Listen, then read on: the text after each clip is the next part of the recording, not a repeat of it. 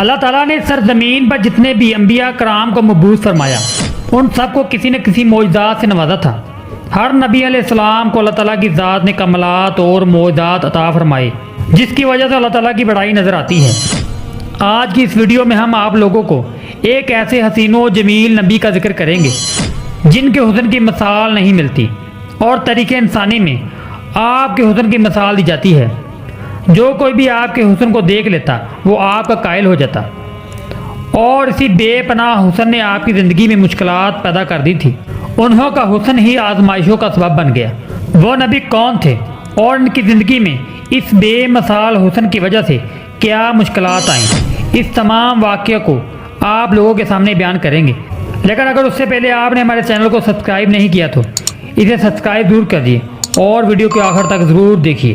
ناظرین، حضرت یوسف علیہ السلام کو اللہ تبارک تعالیٰ نے ایسا بے انتہا حسن عطا کیا تھا، اور جو کوئی بھی آپ کو دیکھ لیتا وہ آپ کا دیوانہ ہو جاتا۔ لیکن کیا آپ لوگ جانتے ہیں کہ حضرت یوسف علیہ السلام کو جو حسن عطا کیا گیا تھا وہ حسن کیسا تھا؟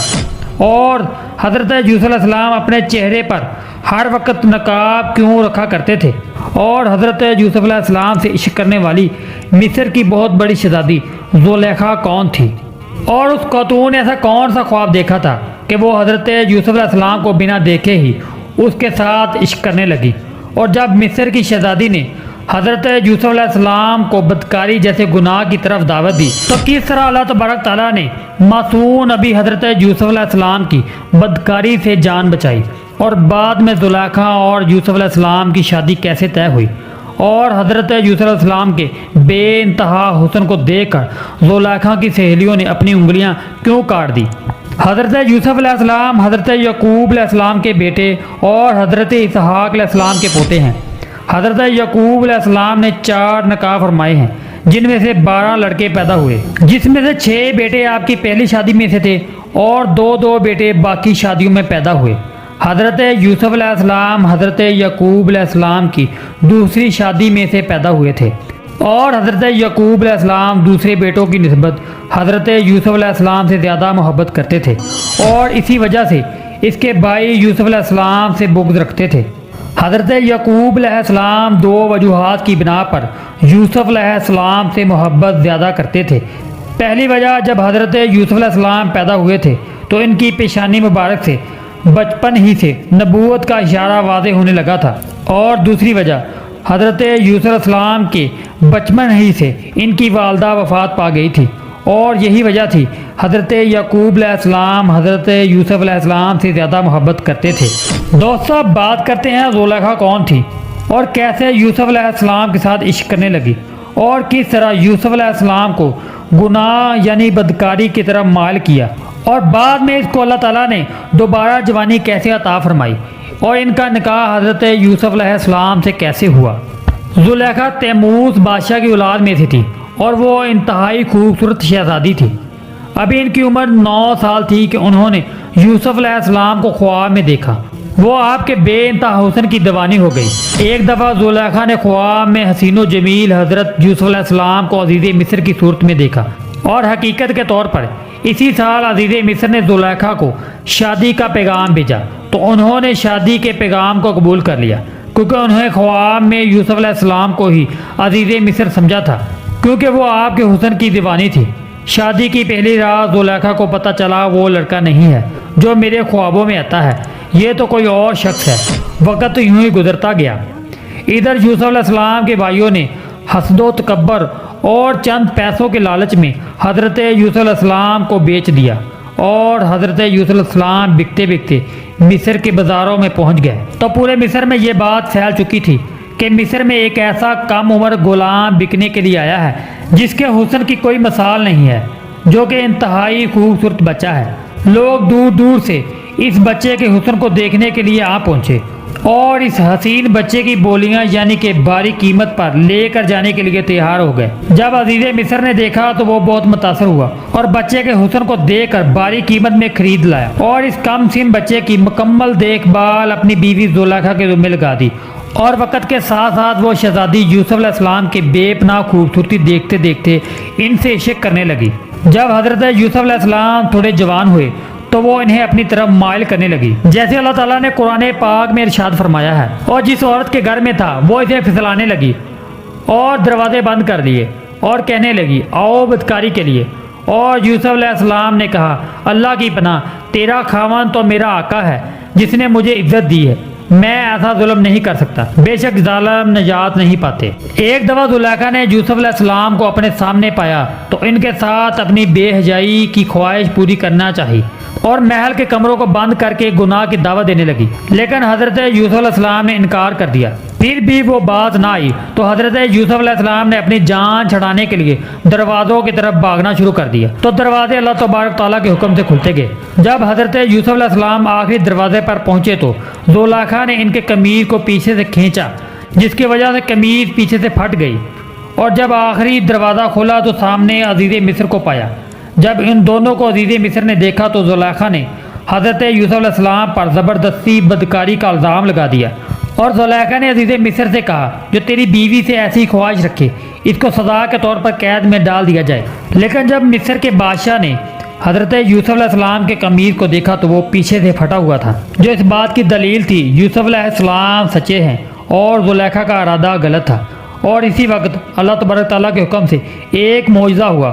اسی محل میں ایک معصوم بچہ موجود تھا، وہ اللہ کے حکم سے بول پڑا، جس نے حضرت یوسف علیہ السلام کے پاک دامن ہونے کی گواہی دی۔ یوں یوسف علیہ السلام کی سچائی ثابت ہو گئی، لیکن اپنی بیوی کی بدنامی کی خاطر بادشاہ سلامت خاموش ہو گیا۔ لیکن وقت گزرنے کے ساتھ ساتھ یہ بات پھیل گئی، عزیز مصر کی بیوی خود اپنے ہی غلام کے عشق میں مبتلا ہو گئی۔ جب زلیخا نے دیکھا کہ پورے مصر کے لوگ لان تان کر رہے ہیں اور تمام عورتیں مجھے غلط سمجھ رہی ہیں، تو اس وقت زلیخا نے تمام مصر کی عورتوں کو حضرت یوسف علیہ السلام کا حسن دکھانے کا ارادہ کر لیا، تاکہ ان کو بھی پتہ چل سکے کہ حضرت یوسف علیہ السلام کتنے حسین و جمیل ہیں اور زلیخا کیوں ان کے عشق میں مبتلا ہو گئی ہے۔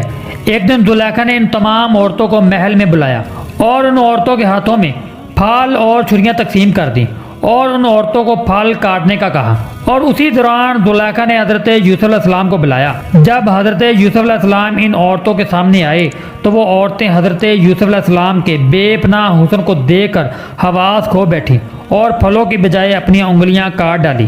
جب حضرت یوسف علیہ السلام وہاں سے چلے گئے تو ان عورتوں کی انگلیاں کٹ چکی تھیں، تو اس پر زلیخا نے کہا یہی وجہ ہے میں یوسف علیہ السلام کے حسن میں پاگل ہو چکی ہوں، اور اسی حسن کی وجہ سے میں نے بدکاری کی دعوت دی تھی۔ اگر یہ میری خواہش پوری نہیں کرے گا تو اس کو قید کر دیا جائے گا۔ لیکن حضرت یوسف علیہ السلام پاک دامنی پر ڈٹے رہے۔ زلیخا نے عزیز مصر سے کہا کہ لوگ مجھ پر لان تان کر رہے ہیں، کیوں نہ کہ یوسف علیہ السلام پر بدکاری کا الزام لگا کر اس کو قید کر دیا جائے۔ عزیز مصر مجبور ہو گیا اور یوسف علیہ السلام سے کہنے لگا میں آپ کو قید کر رہا ہوں، لہذا انہیں قید کر دیا گیا تاکہ لوگوں کو پتہ چلے غلام کا ہی گناہ ہے۔ اس طرح حضرت یوسف علیہ السلام نے زندگی کے تقریباً 7 سال بے گناہ گزارے۔ ایک دن عزیز مصر نے خواب دیکھا اور اس خواب کی تعبیر حضرت یوسف علیہ السلام نے سچ بتائی، اور وہ بادشاہ حضرت یوسف علیہ السلام پر ایمان لے آیا، اور وفات سے پہلے ہی ساری ذمہ داریاں اور اختیارات حضرت یوسف علیہ السلام کے سپرد کر دیے تھے اور عزیز مصر مقرر کر دیا تھا۔ عزیز مصر وفات پا گیا تھا تو کافی وقت گزرا تو عزیز مصر کی بیوی بہت تنگ دست اور فقیر ہو چکی تھی، اور اس پر بڑھاپا اور اس کی بینائی بھی جا چکی تھی۔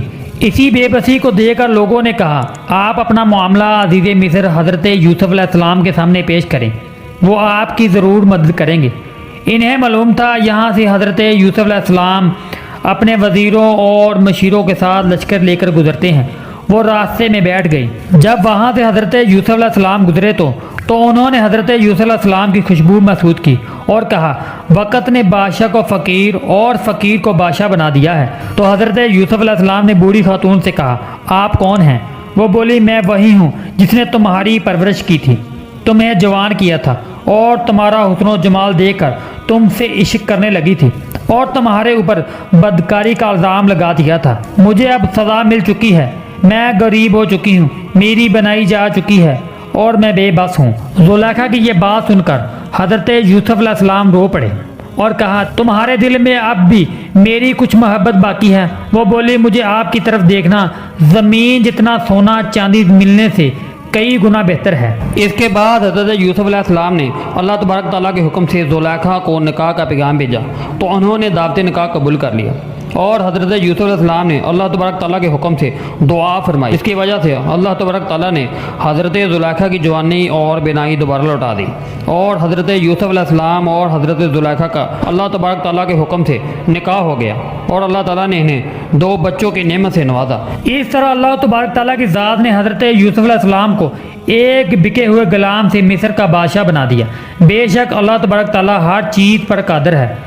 اللہ تبارک تعالیٰ سے دعا ہے اللہ تعالیٰ ہمیں صحیح ایمان والی زندگی گزارنے کی توفیق عطا فرمائے۔ ناظرین، اگر ویڈیو اچھی لگی ہے تو ہمارے اسلامی چینل کو سبسکرائب ضرور کیجیے۔